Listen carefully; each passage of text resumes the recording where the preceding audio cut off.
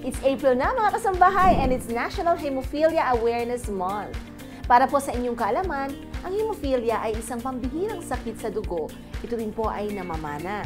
At kung kayo ay nasusugatan mga kasambahay, mapapansin nyo ito kung labis na pagdurugo, maliit man yan o malaking sugat. Kaya mga kasambahay, for more awareness, let's practice regular check-up. May nararamdaman ka man o wala dahil mas maigi po na maaga nating nalalaman ang kalagayan ng ating kalusugan para po maiwasan pa ang paglala nito. And moving forward mga kasambahay, may kaugnayan pa rin sa sakit sa dugo ang ating pag-uusapan ngayon. At kapag kayo po ay nakakarinig ng salitang anemia, ano ang una ninyong naiisip na kung bakit nga ba anemia ang tawag sa kondisyon na ito? Panoorin po natin ito.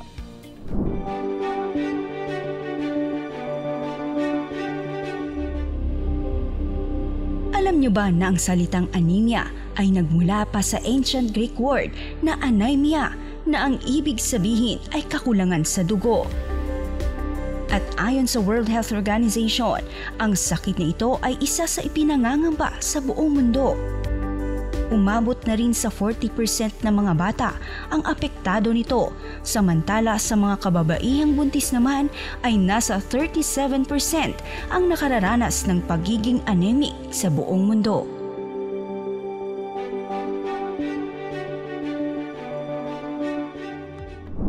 And to know more about the details about this, today we have invited a distinguished expert in the field of hematology, whose expertise spans a wide range of blood disorders and related conditions. Let us welcome Dr. Jesus Rilos, a hematologist from Makati Medical Center.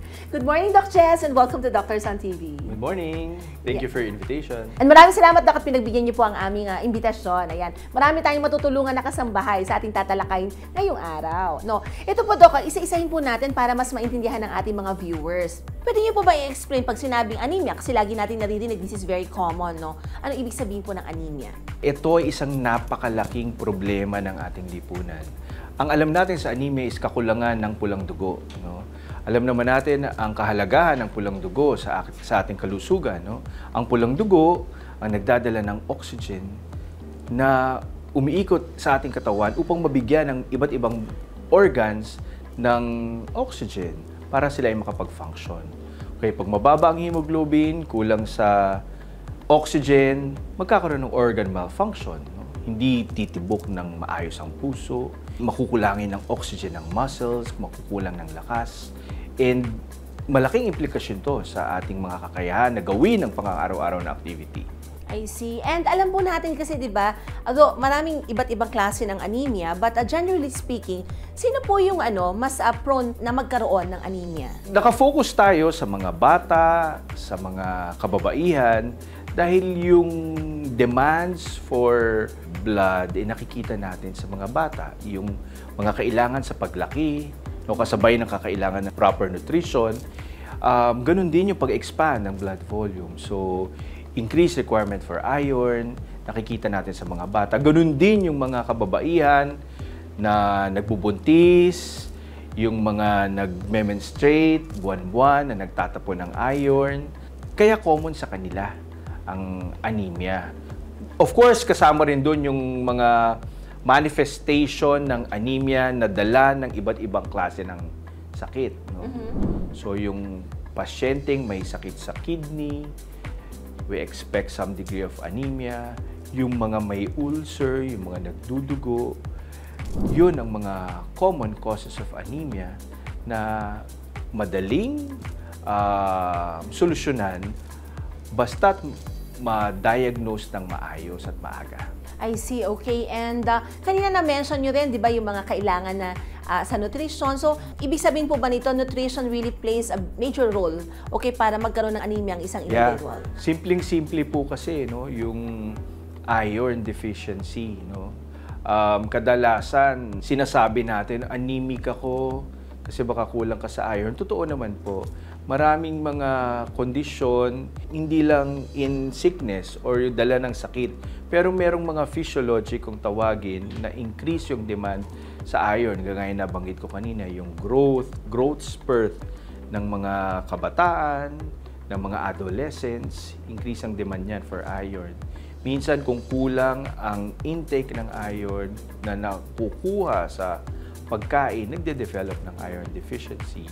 Yung pagbubuntis, malaki din ang demand for iron. Yun, sa mga disease conditions, yung mga gumagamit ng pang-stimulate ng pulang dugo, yung mga naka-erythropoietin, binibigyan natin ng iron. Yung mga may heart failure, kailangan din balanse ang iron sa katawan dahil yung iron is maraming function sa mga proseso ng ating katawan. Okay, so pero ito Doc, no? Paano po magkaka-idea ang isang pasyente or isang individual na anemic na pala siya? So, usually ano po yung mga manifestations ng anemia? Doon muna tayo sa symptoms, sa mga nararamdaman ng pasyente. So, nandun yung nahihilo, mabadaling mapagod, hinahapo, yung hindi na nila kayang gawin, yung mga nakasanayan nilang gawin. Halimbawa, sa pag-akyat ng hagdan, dati kinakaya nilang kahit mga 2 o 3 palapag, biglang ngayon, isang palapag lang, hirap na. Okay. Tapos yung mga signs naman, di ba? Yung putlain, minsan madilaw, yun nagbibigay sa atin ng mga palatandaan kung anong klaseng anemia meron yung isang tao. Pero gusto kong linawin na hindi dahil napupuyat, laging overtime, or dahil graveyard shift ang kanilang trabaho, ay mag-a-anemia na. Okay? Yung mga naliligo daw sa gabi, mali din yun. So, yun ang mga gusto nating itama. Okay, and ito Doc, pero sa ano nyo, sa practice nyo, ano yung most common complaint? Kalimitan na parang, kasi di ba kalimitan meron like from time to time, may mga individuals talaga nahihilo. Sipin, baka hindi, malabo lang mata ko, or baka mamaya, iba-ibang reasons po ang iniisip nila. I mean, pero sa inyo, ano yung most common po? Kasi iniisip ko para at least alam ng mga ating mga viewers na, naku, teka nga, baka anemic ako. And these symptoms will prompt them to see a doctor already. Kasi di ba nowadays, naghilig sila mag-google lang eh. Yes, iba pa rin okay. pagka, natutulungan talaga ng doktor. Napaka-importante ng history taking na nakakausap sila ng doktor. So we're not underestimating yung level ng kaalaman ng mga bagong henerasyon, Yan namang mga yan nagbabasa na rin at marunong na ring alamin kung ano yung nararamdaman nila.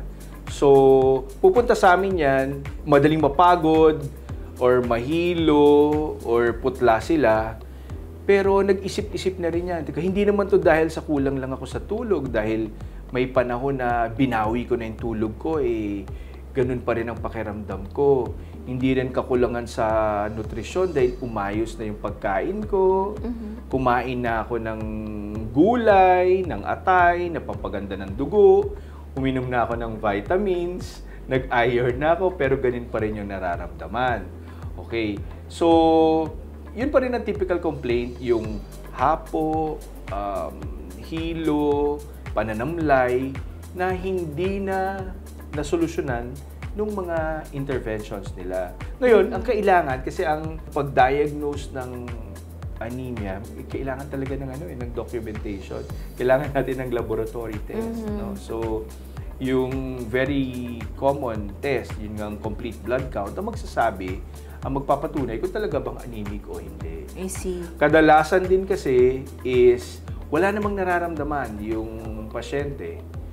Incidental finding lang na anemic. Mababa ang hemoglobin sa pre-employment, sa pre-enrollment executive check-up, annual PE, doon lang nakikita na anemic na So, is that always na parang laging symptomatic, Doc? Yes. Okay, and may iba't ibang uri po ng anemia, right? So, Doc, can you name a few? Okay, maraming klase ng anemia, pero magsimula tayo sa pinakamalaking yung classification. Merong namamanang klase ng anemia at meron yung nagde-develop sa atin habang tayo ay umiidad, Okay.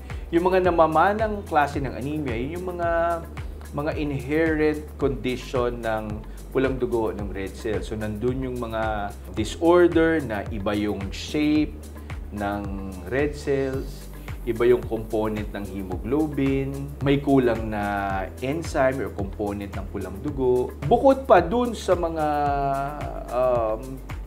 instability nung kanilang genetic makeup. So yun yung mga familial or inherited conditions. So nandun yung thalassemia, yung mga G6PD, yung mga membrane defects.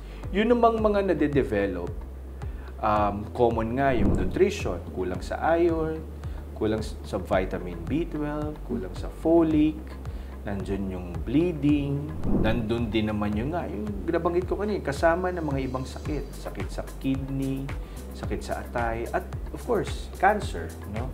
Lahat yan ay may manifestation ng pagiging anemic. I see. Okay. So, dito po sa grupo ng mga namamana, so syempre, they're born with it. Okay? So, basically, ng cause, number one would be yung kanilang genetic predilection. No? Okay. And then, here po, dito sa kabilang grupo, okay, you mentioned a few. So, like yung iron deficiency anemia, which, like ano po, from the term itself, it denotes na kinukulang sa iron. And then, may sinabi din kayo yung sa B12, yun po. So, basically, iba-iba yung causes ng anemia. And dito papasok yung mga doktor na tutulong para maimbestiga kung ano bang klase, because we have to direct yung management dun sa pinaka-cause, no? So, iba-iba po yung causes niya. Okay, and then here, meron po bang mga ibang health conditions which can be linked to anemia also? Okay, so both ends, yung mga kondisyon na pwedeng mag-provide ng anemia, gaya na nabanggit ko kanina, yung sakit sa kidney, cancer, meron naman yung management na naaayon o nababagay dun sa kondisyon na yun, kagaya nung pagbibigay nga ng erythropoietin, yung pampataas ng hemoglobin, yung panggising sa bone marrow, pag-ayos ng bone marrow, kasi kadalasan, yung mga gamot na binibigay natin is may affected sa bone marrow. Merong mga gamot na nakakapagpa-suppress ng bone marrow at merong nararapat na gamot para doon. Kaya't kailangan makita ng mga espesyalista gaya ko ng hematologist. I see. And dun sa mga na-mention po nating types of anemia dito, so meron po dito na parang treatable and meron din po bang lifetime condition? Yes. So, yung mga namamanang sakit sa dugo, wala na tayong magagawa dahil nandun na yung variant. For example, variant hemoglobin, kahalo ng normal hemoglobin. Pero ibig sabihin na wala na tayong magagawa. Dahil may binabantayan pa rin, kagaya ng sa thalassemia, ayaw nating maipunan ng iron yung pasyente dahil kung yung kakulangan sa iron magkakos ng anemia, yung sobrang iron sa katawan nakakasama rin. Yung iron na sobra ay pwedeng mag-deposit sa iba't ibang organs at mauuwi sa malfunction ng particular organ na yun, kagaya ng pag-deposit sa liver, deposit sa mga muscles ng puso, kung saan affected yung normal function ng organs. Ngayon, yung iron deficiency, matagal na usapan na yan, no? Kung napapansin nyo, yung World Health Organization, yan ang pamantayan minsan ng kung gaano kalusog ang isang bayan o isang bansa, no? Yung health ng kanilang maternal fetal ng mga nanay, yung mga kababaihan at yung mga bata, health and nutrition status nililink dun sa level ng anemia at ng iron. Kasi sila nga yung mga mostly affected. Madali sanang i-correct, no? Madali ma-identify, madali i-correct. Pero iba-iba rin kasi yung dahilan kung bakit hindi natin maayos. Unang-una yung sapat na iron na kayang ibigay. Yun nga, yung adequate nutrition na kaya nilang bilhin or ma-afford ng kanilang kinikita or highly reflective sa yaman ng bansa, di ba? So, but we can do something about it, and that's something we can advocate to be corrected.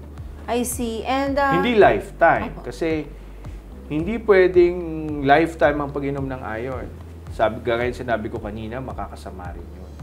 Oh, and so kailangan ng complete monitoring. Complete monitoring. Opo. Hindi bale, Doc, mamaya pag-uusapan natin yung mga diagnostic measures saka treatment. So pwede nating himayin kung ano yung parang dapat mga gawin para mas ma-monitor, mas ma-manage ng tama ang mga pasyente na meron pong anemia. Naku, kaya mga kasambahay, dyan lamang kayo at magbabalik pa rin ng Doctors on TV pagkatapos lamang po ng ilang paalala.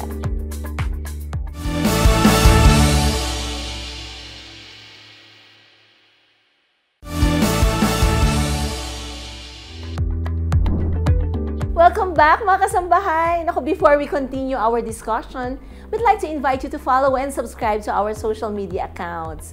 Please like and follow our Facebook page at www.facebook.com/doctorsontv.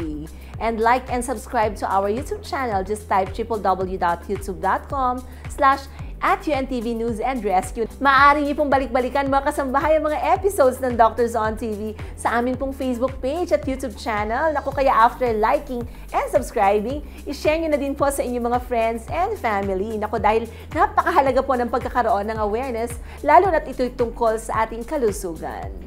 At para pa rin po sa pagpapatuloy ng ating talakayan, still here with us is Dr. Jesus Relos, a hematologist from Makati Medical Center. Yan, eto Doc, no? Tulad na nasabi natin kanina, pag-usapan natin this time around yung mga diagnostic procedures po to come up with the confirmation of anemia sa isang pasyente. Doc, ano nga po ba yung mga test na usually pagpasok pala ng pasyente and based from dun sa ibibigay niyang mga nararamdaman, ganyan. At medyo alam niyo na, syempre sa practice niyo po na ano kang anemia to. But for further confirmation na meron nga at kung anong klaseng type, ano po usually mga pinare-request nila? Very basic yung CBC, yung complete blood count, kung saan kasama dun sa full report ang bilang ng pulang dugo, ng hemoglobin, kung mapapansin nyo, yung may tinatawag na hematocrit, ang bilang ng puting dugo at yung iba't ibang klase ng puting dugo kung meron sa pasyente at yung bilang ng platelet count. O, nandun din dapat yung tinatawag naming indices, yung mean cell volume, mean cell hemoglobin, mean cell hemoglobin concentration. Itong mga to, ipapaliwanag yan ng doktor sa inyo.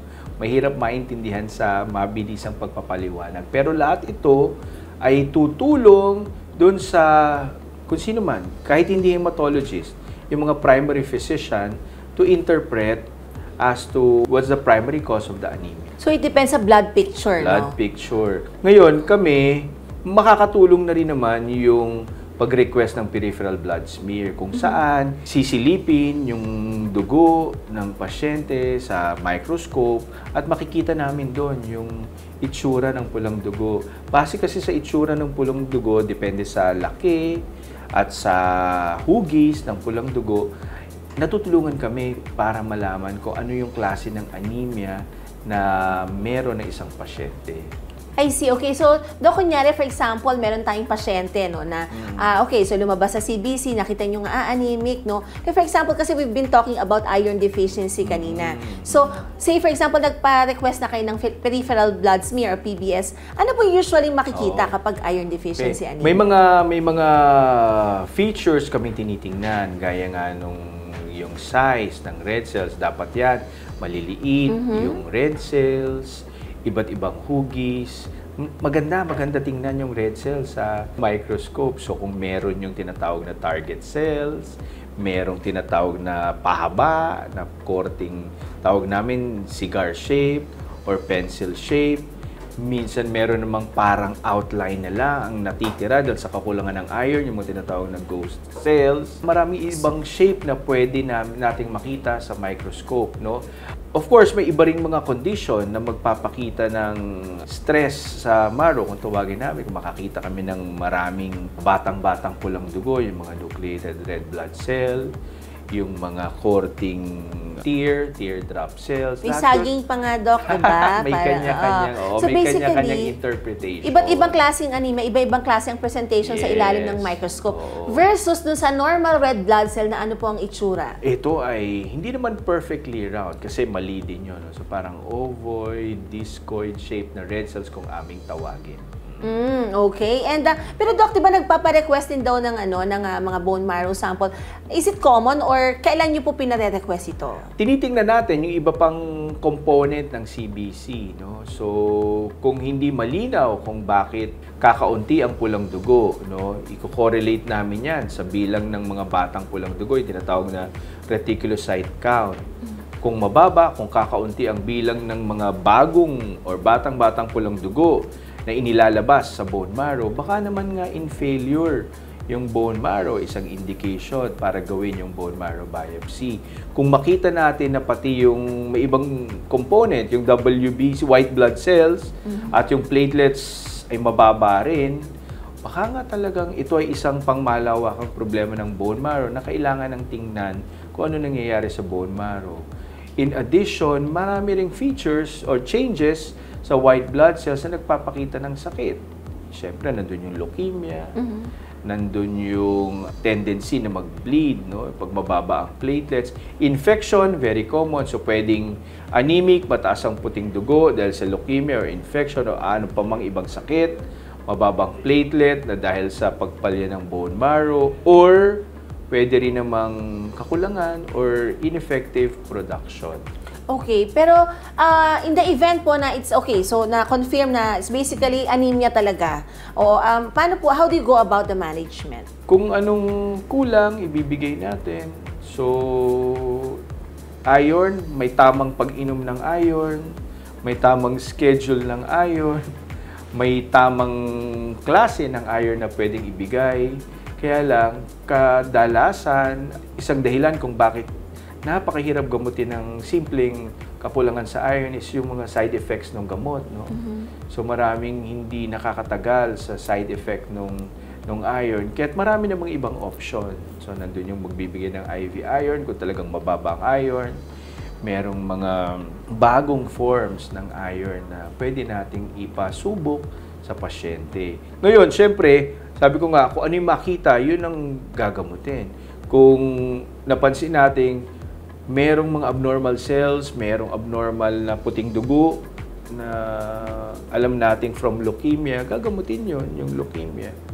Kung nakita nating may problema sa kidney, kinorelate sa blood chem na mataas ang creatinine or expected nating affected ang erythropoietin production, we give erythropoietin. So kung ano yung kulang, yun ang ibibigay. Yes, Okay. oo. So, Doc, di ba naririnig din natin sa anemia is either kulang sa production dahil may kulang na nutrition or kung ano Kulang man sa yun. production. Pero pwede rin po na increase ang destruction or Increased pagkasira. destruction or hemolysis. Okay.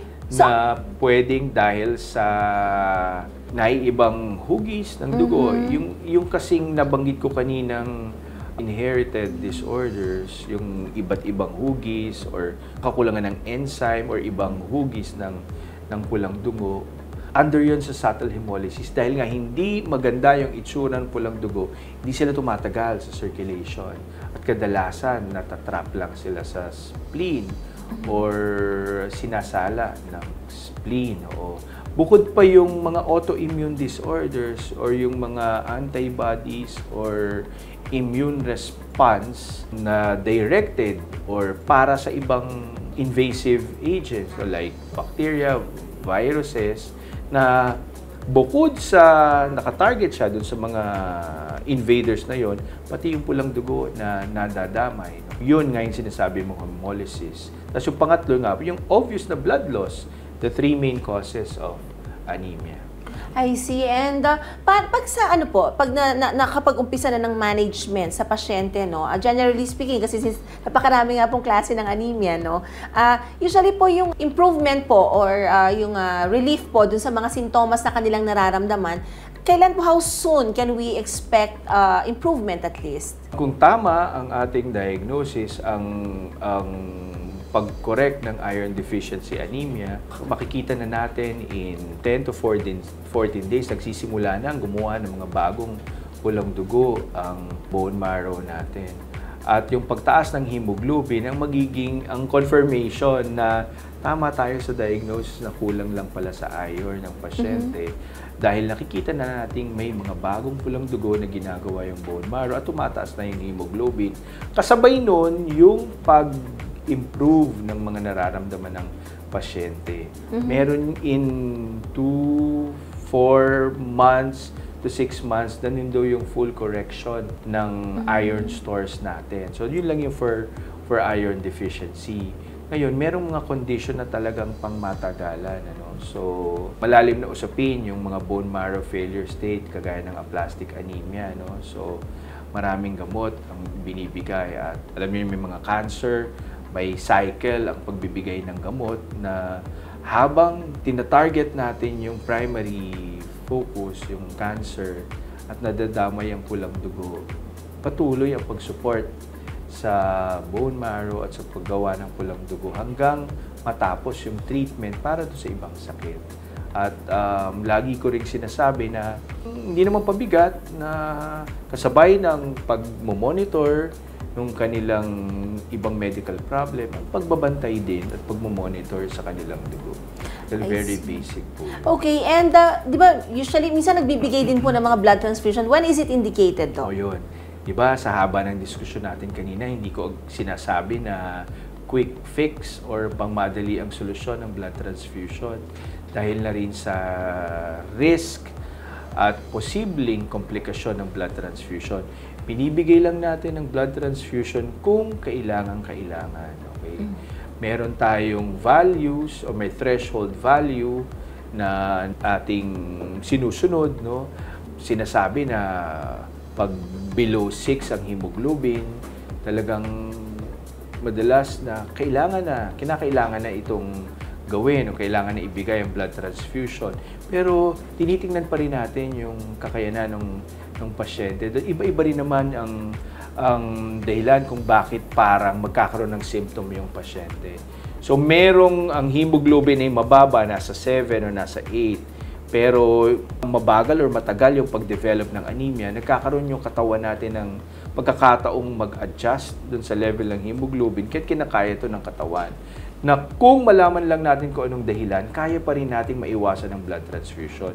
Pero yung mga biglang dinudugo, halimbawa yung mga vehicular accident na Ooperahan, Doc? inooperahan, yun nga yun ang sasabihin ko. So, yun, kinukonsider natin ang pagbibigay ng dugo. Doon lamang sa nangangailangan binibigay ang dugo. Okay. And Doc, how do you deal with, like for example, yung ating mga mahal nating mga lolo, lola, parang di ba po, ang hirap silang prone din sila sa anemia, di ba, Doc? And ang hirap kasi, sometimes even if yung mga supplement na mention nyo nga kanina because of yung mga adverse effects po, side effects na hindi nila matolerate. Di ba kasi sukang-suka, di ba? Yun, tapos natatakot pa sila pagka nag-iron supplement na bakit itim yung kanilang dumi, ganyan. So minsan, ayaw nila, hindi din natin sila mapilit kumain ng diet which is rich in iron.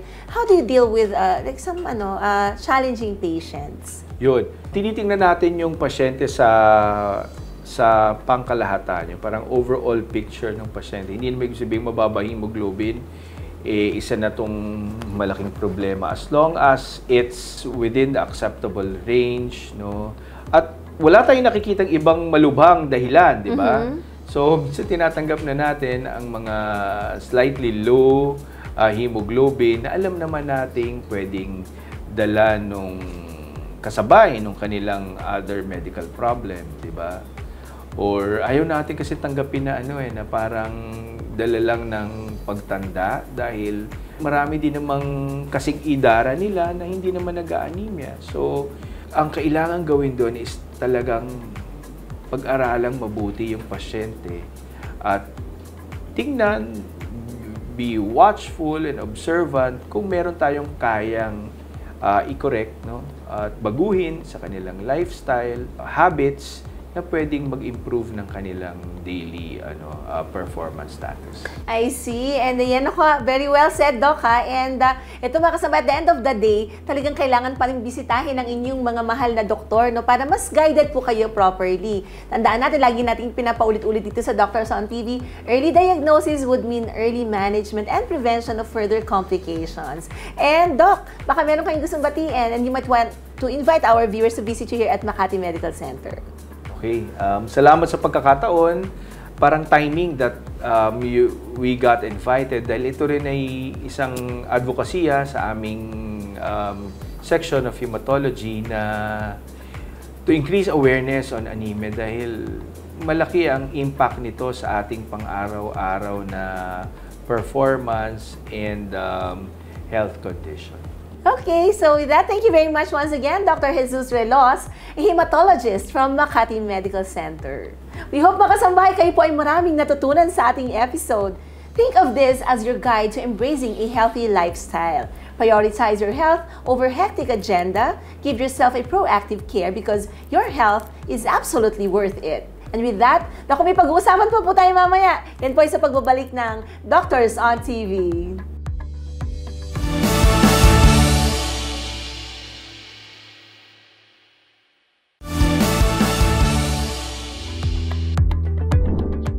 Nagbabalik po ang Doctors on TV. Naku, at para po mas madagdagan pa ang ating kaalaman sa araw-araw ng pakikipaglaban natin sa buhay, minsan po ay nakakaramdam na tayo ng pagod, nakukulangan na tayo ng energy, at naku, nawawala na rin po tayo ng motivation. Alam niyo ba na ang pagiging fatigue o madalas po na pagkapagod ay isang halimbawa na nakukulangan tayo ng iron sa ating katawan? Paano po ba ang dapat natin gawin? Naku, panoorin po natin ito.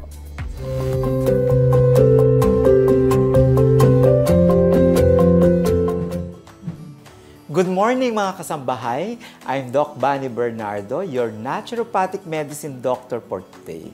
At ngayong araw ay pag-uusapan natin ang tungkol sa anemia at napakaraming klase ng anemia at ating i-discuss sa inyo ay kung paano natin ma-enhance ang ating iron o ang kinatawag nating blood oxygen ng ating dugo, ng ating katawan, naturally para maiwasan ang fatigue o yung mga panghihina na isa sa mga sintomas ng kulang na kulang sa iron.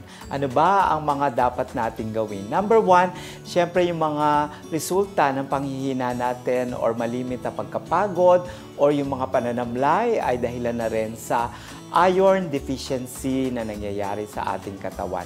At ano ba ang mga benepisyo ng iron sa ating katawan? Ito ang nagbibigay ng energy sa ating red blood cells para dumaloy, gumanda at maging masigla ang daloy ng ating dugo sa ating katawan. Ang kailangan natin ay yung mga sources ng mga red meat, poultry products, at maging yung mga byproducts nito ay magandang source ng available iron. Meron din namang syempre yung mga gulays, mga deep green leafy vegetables, broccoli, maging yung mga legumes ay matataas din sa kantidad ng iron na pwede nating kainin. At ilan ba at gaano kadami ba ang dapat na kinakain natin? 10 hanggang 15 milligrams ng iron na pwede nating isupply ay sapat na. Kaya yung araw-araw na pagkain natin na meron tayong supply ng tamang kantidad ng mga kamang karne at mga gulay ay pwede lamang makain. Ang problema ay yung bioavailability ng iron na ito sa ating katawan.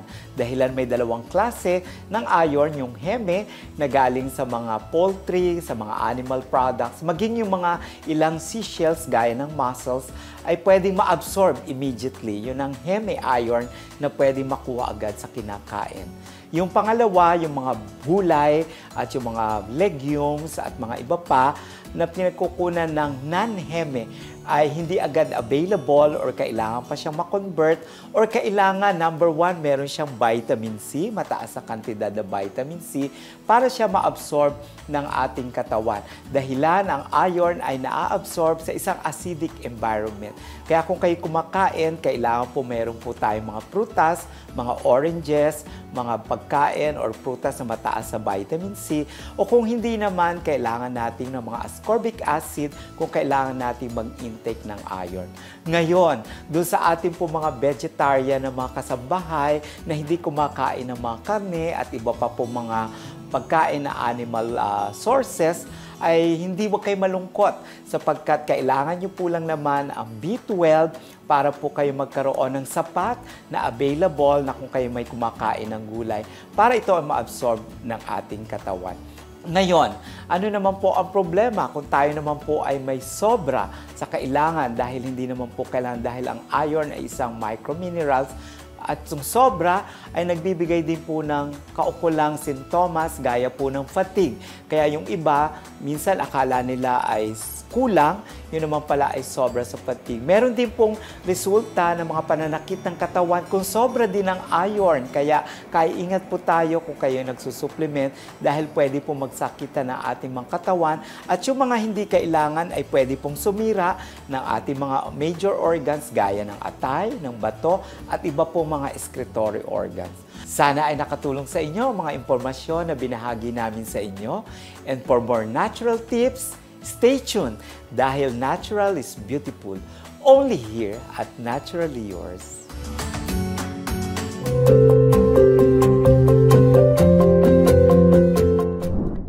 Ayan mga kasambahay, naku sana po ay makatulong sa inyo ang impormasyon na yan. Samantala, alamin naman natin paano po kung ang mga bata naman ang nagkaroon ng problema tulad ng iron deficiency anemia. Ano po ba ang mga dapat nating isaalang-alang? Para po sa detalye, panoorin po natin ang BB Talk.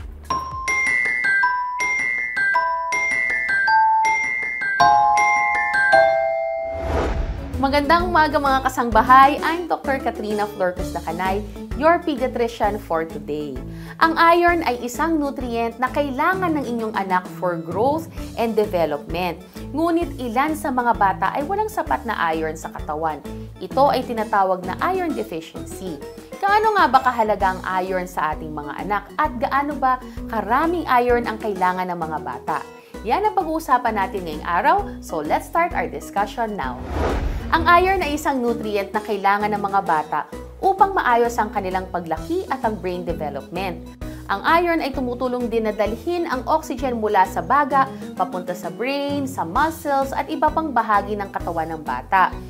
Kapag ang bata ay kulang sa iron sa katawan, ito ay pwedeng magdulot ng iron deficiency. Sa Pilipinas, ang recommended na iron sa mga bata ay depende sa edad. Ang recommended na iron intake per day ayon sa Philippine Dietary Reference Intakes 2015 ay ang sumusunod. Para sa mga babies 0 to 5 months, 0.4 mg per day ang kinakailangan. Para sa 6 to 11 months, 10 mg of iron sa mga lalaki at 9 mg of iron sa babae. Para naman sa 1 to 2 years old, 8 mg para sa lalaki at 8 mg din para sa mga babae. Ganon din sa 3 to 5 years old, 9 mg for both male and female ang requirement every day. Pagdating naman sa 6 to 9 years old, 10 mg ang kailangan ng mga batang lalaki every day at 9 mg para sa mga babae. Pagdating ng 10 to 12 years old, 12 mg ang kinakailangan na iron ng mga batang lalaki every day at 20 mg naman para sa mga kababaihan. Pagdating ng 13 to 15 years old, 19 mg ang kailangan ng mga lalaki per day at 28 mg naman para sa mga babae. Pagdating ng 16 to 18 years old, 14 mg per day sa lalaki at 28 mg sa mga babae ang requirement na iron intake every day.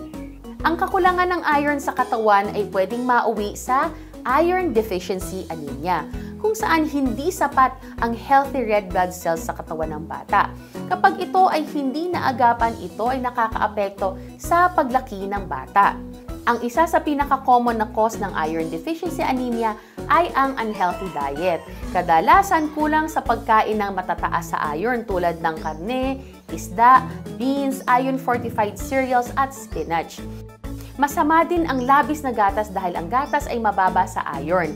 Ang kailangan ay bigyan ng balanse na meals ang mga bata mula sa iba't ibang food groups. Other causes ng iron deficiency anemia ay kapag may sakit ang bata na hindi na-absorb ng katawan ng iron, may blood loss dahil sa sakit or malakas na pagreregla. Ang mga symptoms ng iron deficiency anemia ay pamumutla ng balat, gilagid, nailbed at yung loob ng ilalim ng talukap ng mata, laging napapagod o nanghihina, kinakapos ng hininga or hinihingal, mabagal na paglaki ng bata, walang ganang kumain, mahina ang resistensya at madalas magkasakit. Minsan sila ay meron ding behavioral problems o kaya madalas sumasakit ang ulo or nagla-lightheadedness. Ang mga bata na may iron deficiency anemia ay binibigyan ng iron supplements upang maging normal ang iron sa kanilang katawan. Sa mga seryoso na kaso, may mga bata na nangangailangan na salinan ng dugo. Important din ang pag-change ng diet at pagkain ng mga iron-rich food. Maaaring kumonsulta sa mga pediatric hematologist or mga pediatrician na espesyalista sa sakit ng dugo kung kinakailangan ng masusing gamutan. And that's it mga kasangbahay. I hope marami kayong natutunan sa araw na ito. As always, please consult your pediatrician for your baby's health. Thank you again for watching today's episode. Again, I'm Dr. Katrina Florcos Dacanay. I have my Facebook page, Dr. Katrina Flor Cruz. Please subscribe to my YouTube channel, Dr. Katrina Flor Cruz. And you can also follow me sa Instagram and TikTok, katrinamd.ph. Thank you again for watching and I'll see you in our next episode.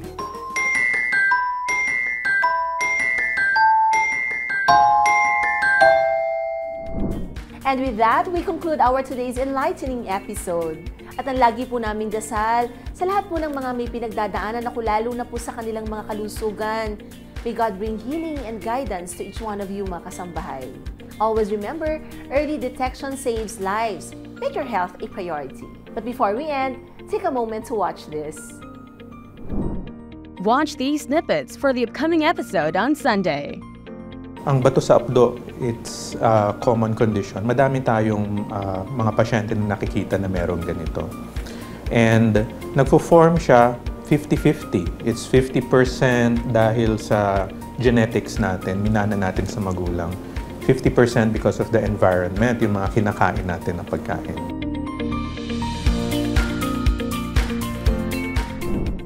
At yan po mga kasambahay ang aabangan natin sa susunod na linggo.